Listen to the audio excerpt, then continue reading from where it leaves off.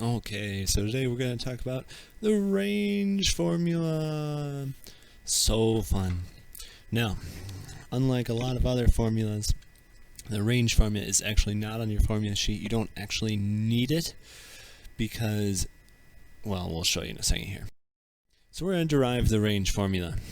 Okay, now the range formula is an optional thing. It's a side quest.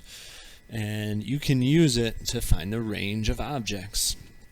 However, it is not entirely necessary because it is going to be combining the other formulas together, and you can just do that instead of actually using the range formula. But we're going to walk you through it anyways because it's also good practice using your 3 equations. So here's how we're going to get it. So let's say we are launching at some angle, we'll call it theta. At some velocity, we'll call it v, and we want to know when you're going to hit the ground, how far away that will be. We'll call that r for range. Okay? Now, just like every other time, what we're going to do is we're going to break this apart, and we're going to have v sine theta, and this part will be v cosine theta. Nice.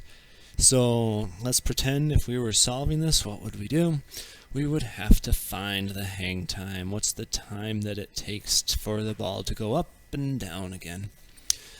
So we're going to need to use equation number 2 here. So we're going to have d is equal to d0 plus v0d plus 1/2 at squared. Alright, so d, what's d? D is going to equal 0. D0 is also 0. That is one restriction for the range formula. It you're going to not have any vertical difference between your starting and ending here. Alright, what's your v0 going to equal? Your v0 is going to be this guy right there. Your v sine theta. And that's going to be times t. And that's going to be plus 1/2. What's your acceleration going to be? It's going to be negative g, and then t squared. So we're going to be solving for t. Now, it's not so bad because it equals 0, so we can factor out a t from both parts here. So t times v sine theta minus g over 2 t.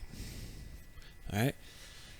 Now, to find out the time, we have one solution where t is equal to 0, but we don't really care about that one because that's, on the front side of the parabola. We care about this one here. So we do a little rearranging here. We're going to have minus v sine theta is equal to minus g over 2t. Okay, so far so good. Do a little solving for t now, so t is going to equal 2v sine theta over g.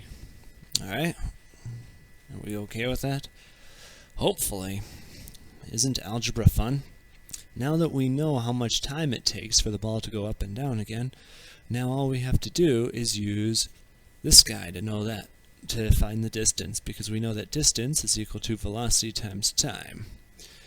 So, distance is the range in this case, right, because the x distance, and v is going to be v cosine theta, because we're talking about the left and right parts of here. So, v cosine theta times time. Time was this whole thing here. So 2v sine theta over g. Alright, so this is what range is going to equal, but we're going to clean it up just a little bit more. Okay, so r is going to equal, let's see, so we're going to have 2v squared, and then cosine theta sine theta, and the whole thing over g. Alright, so far so good. Now, there's one more thing that we're going to do here. So I'm just going to bring everything that doesn't matter out front. V squared over G. We're going to be stuck with those, I promise. But this, 2 cosine theta sine theta. This has a simplification here. Now, maybe you don't remember because this was back in Algebra 3-4 when you did trig identities, and I could have sworn someone in the class said you'll never use this stuff in real life. So for that, what this is going to turn into, this is a double angle formula. So what this is going to turn into is going to turn into V squared, and this is going to be sine 2 theta, right? The 2 theta in parentheses there over G. Ta-da! And that is your double angle formula. Isn't that fun? Okay, so this is an option for when you have a projectile, as long as you're starting and ending at ground level. You can use this instead of breaking it down the other way. Is it that much easier? Maybe. Let's do some practice with it. What is the range from a cannon that fires at 34 meters per second at a 16-degree angle? Alright, so we're going to use the range formula for this since we worked so hard to get a hold of it.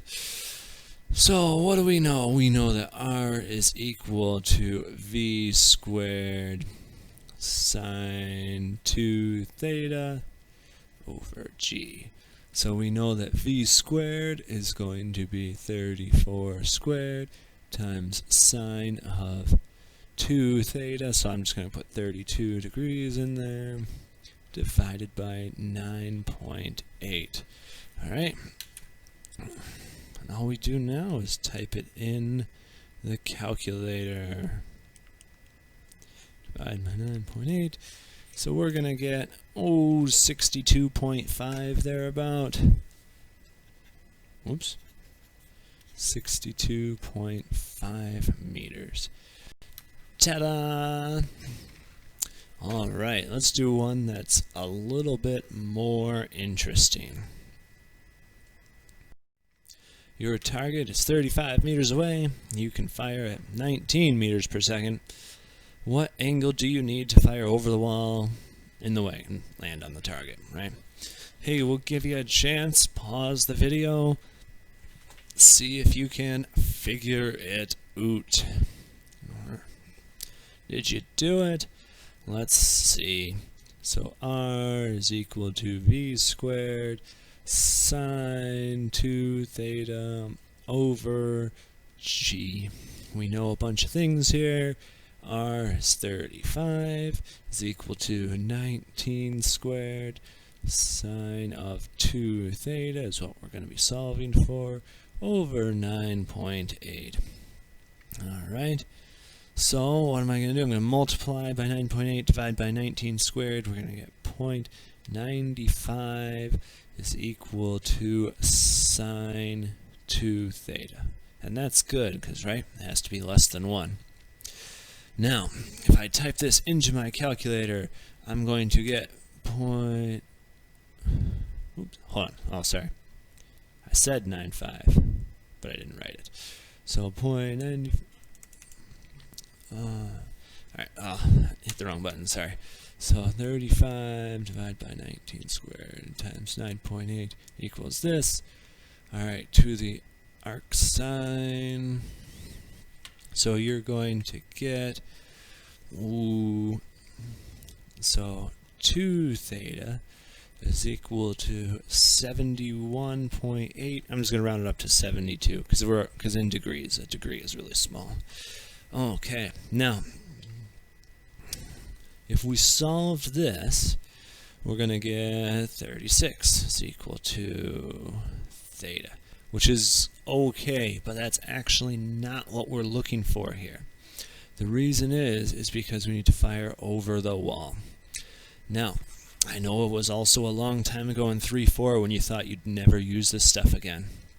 But if I told you to solve this formula in Algebra 3-4, what we did is on our unit circle, 0.95 for sine is the y-axis, So that's going to be here. There's going to be two answers. There's going to be this answer and this answer. And your calculator is going to tell you here. But that's not the one we want, because we need to go over the wall. So we actually need the bigger angle. Okay? So far, so good. So what we're going to do is we're going to do 180 minus the 72.